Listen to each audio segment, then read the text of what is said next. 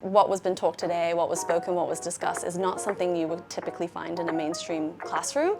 In school, you're always you have so many barriers of protection. You have your teachers, your student leaders, your parents, and then it's always someone to rely on. But when eventually, inevitably, you have to come out into the real world, you have only yourself to rely on.